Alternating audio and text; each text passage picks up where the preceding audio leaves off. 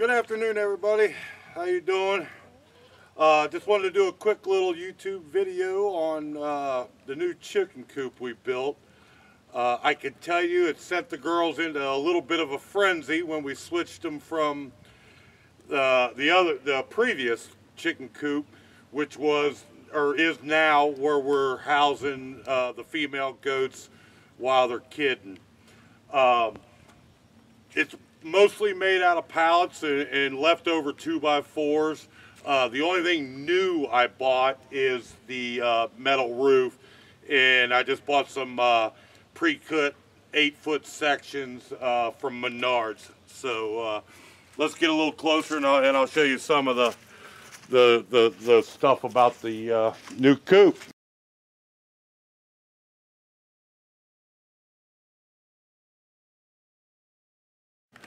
All right, so this is kind of the front wall of it. It's facing east. These are made out of, there's 2 pallets there, and then that middle section is a studded 2x4 wall. As you can see, there is a small section right there in the middle. There's 3 screws that I can take out, and then I can pull my front end loader up right to it, and that actual piece moves out of the way so I can just shovel the stuff right into my loader bucket. Makes it super easy to clean.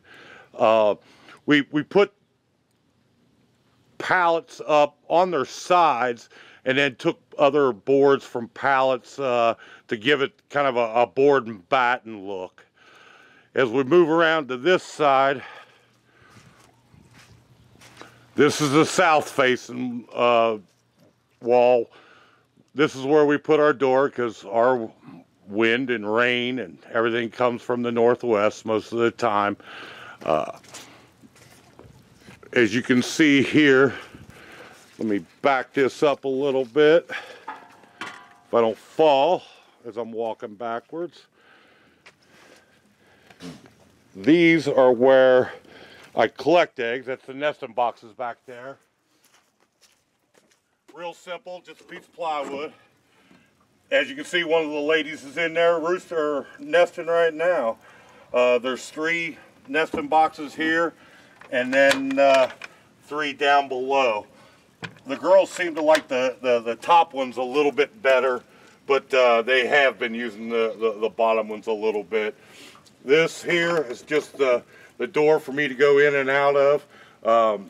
Just some scrap plywood and scrap 2x4s, and the entrance for the ladies. Now we'll go inside and check out some of the stuff on the inside. Might be a little bit dark in there, but I do have some lights on. Hopefully it'll record decent for you.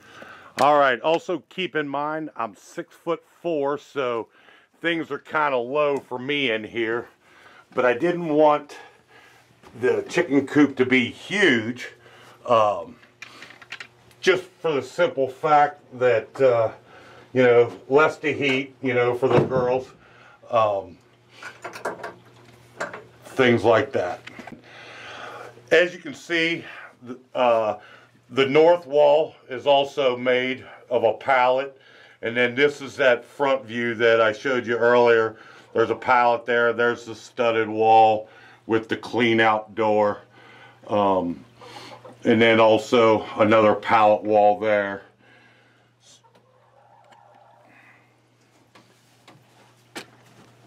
As we move around here, you can see the nesting boxes. I may hang some curtain on the front of it, you know, just something that maybe gives them a little more privacy. Don't know, you know, maybe that'll help them. I got a couple that are laying in the lean-to of the barn up on the hay storage. We just use some little buckets. That whole setup is basically from the other chicken coop. The nesting boxes are. Those are just some Rubbermaid type tubs, you know, from Walmart. And as you can see, some of the shredded paper I use are in the nesting boxes. and on the floor here. I just cleaned it out yesterday, so it's all nice and pretty today. Now we're going to move around and I'll show you my roosting bars.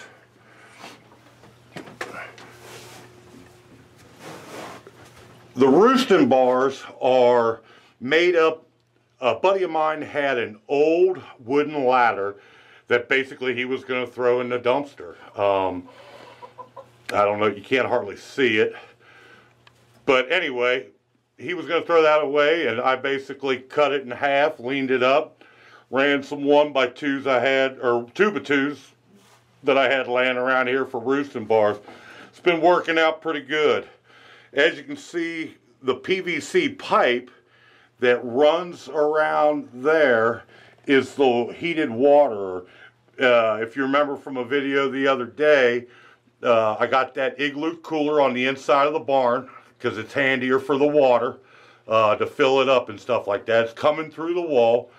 It runs up and then across and all the way down here, down, and then on that bottom pipe, I've got the poultry liquors mounted every so often. So that water is running on a continuous loop and moving all the time, and then it returns back into the reservoir and then basically gets pumped back out. It works great. I'm telling you, there's no money into it. I had a leftover cooler, bought a cheap fountain pump at Harbor Freight, and just some PVC I've gleaned and or left over from other projects and put it together. But anyway, it works great. And you know, there of course is the hanging feeder.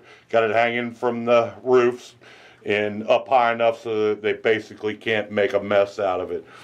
Got some old Christmas lights that only half the strand works. Got them plugged into a timer, so it comes on at basically 5:30 in the morning, shuts back off at 8 o'clock once it gets light, and then it comes back on at around 4 o'clock and then turns off again at 8 o'clock, just to help the girls maybe lay a little more in the winter time. So we're back outside real quick. I wanted to mention one thing I forgot to mention earlier. There are 1, 2, 3, 4, 5, 6, 7 cinder blocks in 3 different rows. So there's 21 cinder blocks, and then I laid pallets on top of those cinder blocks and then tied it in with plywood all together. So that's the base of it. Got the cinder blocks off of the Craigslist free thing. The pallets come from work. The plywood is scrap that people were throwing away, or I tore crates apart for. So really the only thing that I bought again was the metal roof. And we originally were going to tear down the other goat, or the other chicken coop where the goats are now, and steal the metal roof off of that, which is left over from when we had the metal roof installed on the house. But we decided to keep that up at least one more year. Gonna try to do maybe something a little different in that area next year. But so really, like I said, the only major cost, and I'll have to get with here's the drinking game part, the child bride, to let me know what we spent on that. And you know, it trimmed out in some 1x4s. Nothing fancy, but it works great. And I also got some photos I know of kind of the building process of it. All right, so here are the photos of the build. You know, you can kind of see that we leveled the ground with the loader bucket, and then we placed the blocks, leveling each one, making sure they were level, and then started placing the pallets. As you can see, it's some seriously hard work. Having a cold beer. Yes, it's cheap beer. Here we got baby boy screwing down the plywood. This is to tie in all of the pallets overlapping the seams so they all tie together to give it, the floor in the foundation some seriously good strength. Now you can see the completed floor. Like I said earlier, there's 21 block under it and 6 pallets. So basically the overall size of the floor is about 6.5 by 12. That's about 78 square feet, or little over, right around 78 square feet, leaving about 4 square feet for each bird, which is plenty, once you're free ranging. Here you can see it's all framed out, waiting on the skin, getting ready to put the roof on here.